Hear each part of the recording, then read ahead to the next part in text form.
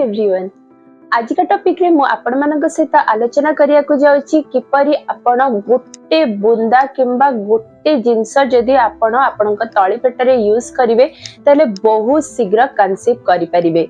बहुत सारा कारण सकाशे गोटे नारीटी कंसीव करि पारि न थाए जेमिति कि जदी से मानकर फेलोपियन ट्यूब बंद थाए। फेलोपियन ट्यूब होची गर्भनली बंद थिले एग केबे भी गर्भनली पर्यंत आसी पारि न थाए और गर्भनली रे केबे भी स्पर्म और एग फर्टिलाइज हेई पारि न थांती जोथि पई आगु को जाई नारीटी कंसीव करि पारि न थाए।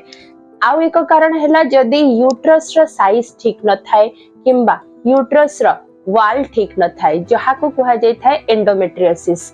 जदी यूट्रस रो वाल तार थिकनेस जदी कम थाए ताहेले भी गर्भरोपण होई पारि न थाए जोथि पई नारीटी ठीक समय रे गर्भवती हेई पारि न थाए।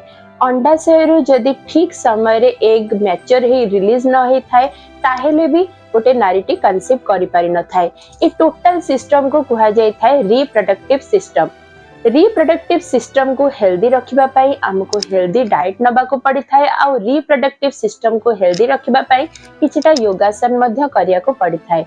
किंतु मु आज आपण को गोटे सरल उपाय कहिया को जाउची जहा द्वारा आपण बहुत शीघ्र आपण रिप्रोडक्टिव सिस्टम को ठीक रखि परिबे और बहुत जल्दी कंसीव करि परिबे।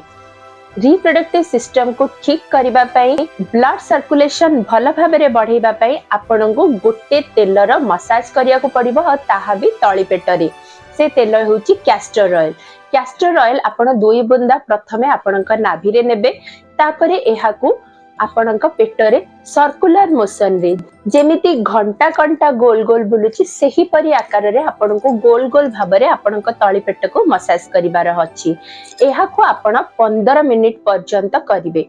15 मिनिट परे आपण गोटे कॉटन कपड़ा को गरम पानी रे डिप करी ताको चुपुड़ी करी आपणक पेट ऊपर 10 मिनिट पर्यंत रखिबे।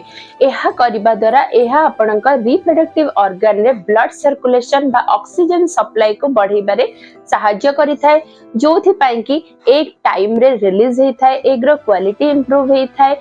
आउ जदि एही अवस्था रे गर्भनाली भी बंद रही जाय थाए जदि आपण एही प्रोसेस अपनांती तहले गर्भनाली भी खोली जाय थाए। यूट्रस रो वाल मध्ये बहुत मात्रा रे मजबूत हेई थाए। तेबे अनेक मनरे एही प्रश्न निहाती आसुतबो एही कैस्टर ऑयल मसाज आमे केबे करिवो जेते बेले आपनकर पीरियड स्टार्टिंग हबो पीरियड रो ब्लीडिंग जेबे खत्म हे जिवो जो दिन आपनकर पीरियड रो ब्लीडिंग सरी जिवो सेही तारी पर दिन ठुरु ही आपण एही कैस्टर ऑयल यूज करिबा स्टार्ट करि देबे। एहा करिबा द्वारा आपनकर बहुत सारा समस्या समाधान हे जिवो एवं एहा को केते पर्यंत करिवे जो दिन ब्लीडिंग सरीबो सेही दिन रु नै 7 दिन पर्यंत काहे कि ना तापरे आपनकर ओवुलेशन आसी जाय थाए। ओवुलेशन समय रे एहा करिबा आवश्यक नाही।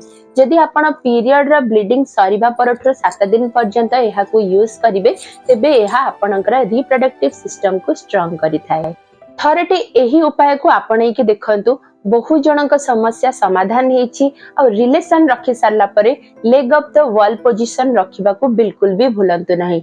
एही किछटा रूल को जदि आपण आपणैबे बहुत शीघ्र कंसीव करि परिबे। आज का वीडियो आपण मानको किपरि लागिला कमेंट सेक्शन में कमेंट करि जणाइबे।